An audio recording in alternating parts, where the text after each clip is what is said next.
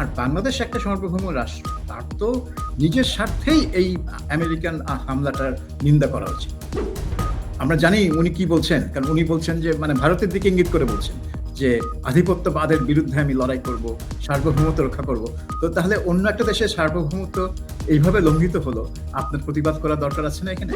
আর দ্বিতীয় হচ্ছে যে এই যুদ্ধের কারণে যদি কোনো একটা অর্থনৈতিক চাপ আসে এই উপসাগরীয় দেশগুলোর উপর, এবং এর ফলে যদি তাদের অনেক কর্মচারী ছাঁটাই করে দিতে হয়, কারণ এগুলো তো প্রাইভেট কোম্পানিরা এমপ্লয় করে, প্রাইভেট কোম্পানি হয়তো তার ব্যবসা হারিয়েছে বা সামথিং, সে ছাঁটাই করে দিতে পারে।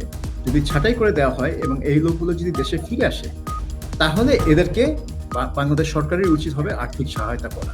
কারণ প্রথমত এটা পররাষ্ট্র মন্ত্রণালয় যাতে ওইসব দেশে অলরেডি তাদেরকে সমর্থন জানিয়েছে, তাদের পাশে দাঁড়িয়েছে, কাজেই তাদেরকে বলতে পারে সে যে দেখো আমরা কিন্তু বিবৃতি দিয়ে তোমাদের পাশে দাঁড়িয়েছি।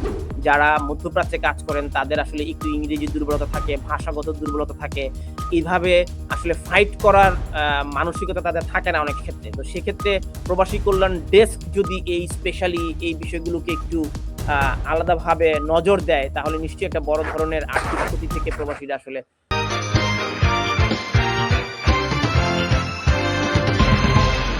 তারপরে শুনলাম যে তারপর আমি বিবৃতি দেখিনি, কিন্তু আমাকে বলা হলো যে আরেকটা বিবৃতি ছিল যেখানে খামেনির মৃত্যুতে শোক বা নিন্দা, এটা আমি জানি না শোক জানানো হয়েছে না নিন্দা করা হয়েছে, শোক জানানো হয়েছে। শোক জানানো হয়েছে, সেটাও খুবই সফট। এটা আমার কাছে মনে হয় এটা আন্তরিক না, কারণ এটা যখন সে সমালোচনার মুখে পড়েছে বিভিন্ন মহল থেকে, এটা মনে হয় একটু বিরোধী দলের চাপে হয়তো হ্যাঁ, বা নিজের দলের ভিতরে তারা যে কেউ তো এই বিবৃতি দেখলে ভাববে যে এটা কি ধরনের বিবৃতি হলো। আর বাংলাদেশ একটা সার্বভৌম রাষ্ট্র, তার তো নিজের স্বার্থেই এই আমেরিকান হামলাটার নিন্দা করা উচিত। নিন্দা হয়তো ওই শব্দটা ব্যবহার না করেও তো আপনি নিন্দা করতে পারেন, আপনি প্রশ্ন তুলতে পারেন যে এটা আন্তর্জাতিক আইনসম্মত হয়নি, বা এটা একটা সার্বভৌম দেশের সার্বভৌমত্বের উপর হস্তক্ষেপ। কারণ বাংলাদেশ তো জানে যে সে সারাক্ষণ মানে বাংলাদেশের রাজনীতিকরা সারাক্ষণ বলে যে আমি দেশের সার্বভৌমত্বের জন্য মানে রক্ষা করব। আমরা জানি উনি কি বলছেন, কারণ উনি বলছেন যে মানে ভারতের দিকে ইঙ্গিত করে বলছেন যে আধিপত্যবাদের বিরুদ্ধে আমি লড়াই করব, সার্বভৌমত্ব রক্ষা করব। তো তাহলে অন্য একটা দেশের সার্বভৌমত্ব এইভাবে লঙ্ঘিত হলো, আপনার প্রতিবাদ করা দরকার আছে না এখানে? নিজের সার্বভৌমত্বের স্বার্থেই তো দরকার আছে, সেটাই তো বাংলাদেশ সরকার করতে পারেনি। এটা থেকেই বোঝা গেল যে তাদের এই পররাষ্ট্রনীতি কতটা স্বাধীন। এবং আরেকটা বড় সংকট তৈরি হতে যাচ্ছে, বিশেষ করে বাংলাদেশের শ্রমবাজার আসলে মধ্যপ্রাচ্যে একটা বড় শ্রমবাজার রয়েছে, এবং ১৭৬টি ফ্লাইট ইতিমধ্যে আসলে বাতিল করা হয়েছে, বেসামরিক বিমান চলাচল কর্তৃপক্ষ এটি নিশ্চিত করেছে। তো যাদের ভিসার মেয়াদ শেষ হয়ে যাচ্ছে, যাদের ভিসা হয়তো বেড়াতে এসেছেন, ছুটি নিয়ে এসেছেন, তাদের ছুটি শেষ। তো এই ধরনের একটা বড় সংকটে পড়তে যাচ্ছে বাংলাদেশ। তো আপনার কাছে কি পরামর্শ রয়েছে, এই সংকটগুলো আসলে উত্তরণের পথ কি? এই যুদ্ধ তো বিলম্বিত হতেই পারে, তো তাদের কি ভিসার মেয়াদ বাড়ানো উচিত? পররাষ্ট্র মন্ত্রণালয়ের কি এই বিষয়টাতে একটু নজর দেওয়া দরকার, যে যারা আটকে পড়েছে তাদের যাতে অন্তত কাজটা চলে না যায়? এটা অ্যাবসলিউটলি, মানে সরকারকে দুইটা কাজ করতে হবে। প্রথমত এটা পররাষ্ট্র মন্ত্রণালয় যাতে ওইসব দেশে অলরেডি তাদেরকে সমর্থন জানিয়েছে, তাদের পাশে দাঁড়িয়েছে, কাজেই তাদেরকে বলতে পারে সে যে দেখো আমরা কিন্তু বিবৃতি দিয়ে তোমাদের পাশে দাঁড়িয়েছি, ইরানের নিন্দা করেছি, কাজে আমাদেরকে তুমি হেল্প করো। এই মানে এই লোকরা আটকে গেছে, আপনি যেটা বলছেন যে তাদের যাতে ভিসা মেয়াদ যাতে কোনোভাবে এফেক্টেড না হয়, তাদের চাকরি যাতে কোনোভাবে এফেক্টেড না হয়, সেই ব্যবস্থা যেটা করে। আর দ্বিতীয় হচ্ছে যে এই যুদ্ধের কারণে যদি কোনো একটা অর্থনৈতিক চাপ আসে এই উপসাগরীয় দেশগুলোর উপর, এবং এর ফলে যদি তাদের অনেক কর্মচারী ছাঁটাই করে দিতে হয়, কারণ এগুলো তো প্রাইভেট কোম্পানিরা এমপ্লয় করে, প্রাইভেট কোম্পানি হয়তো তার ব্যবসা হারিয়েছে বা সামথিং, সে ছাঁটাই করে দিতে পারে। যদি ছাঁটাই করে দেওয়া হয় এবং এই লোকগুলো যদি দেশে ফিরে আসে, তাহলে এদেরকে বাংলাদেশ সরকারের উচিত হবে আর্থিক সহায়তা করা। কারণ এদেরকে এতদিন আপনি রেমিটেন্স যোদ্ধা বলে বাহাবা দিয়ে মাথায় তুলে রেখেছেন যে তারাই হচ্ছে বাংলাদেশের সূর্য সন্তান। তো এখন তারা যে বিপদে পড়েছে, সেই জন্য আপনার মানে সরকারের উচিত তাদের সহায়তা করা, তাদের এবং তাদের পরিবারের। সো এই দুইটা জিনিস তাদের করা উচিত। এবং আমি তো মনে করি সরকারের উচিত কম্পেনসেশন দেওয়া, বিশেষ করে বিমান টিকেটের ক্ষেত্রে। অনেকের ফ্লাইট বাতিল হয়ে গেছে, অনেকে খুবই স্বল্প আয়ের, তারা হয়তো একটা নির্দিষ্ট মেয়াদের টিকিট কেটে এসেছেন, এই যুদ্ধের কারণে তার ফ্লাইটটা বাতিল হয়ে গেছে, তিনি যে আবার নতুন করে টিকিট কাটবেন সেই টাকাটা হয়তো তার কাছে নাই।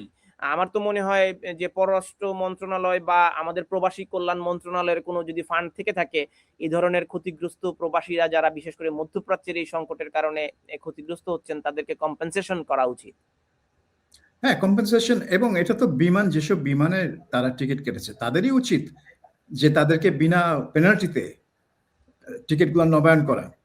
কারণ এটা তো তাদের দোষে হচ্ছে না, এটা তো বিমানের দোষে, মানে বিমান সংস্থার দোষে হচ্ছে না, একটা পরিস্থিতির কারণে।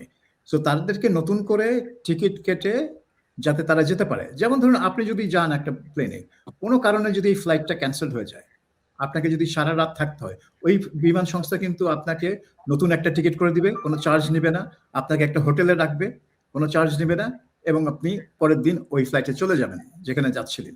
কাজেই এই ঠিক একইভাবে এই ফ্লাইটগুলো ক্যান্সেল হয়েছে যাত্রীর দোষে না, অন্যদের দোষে।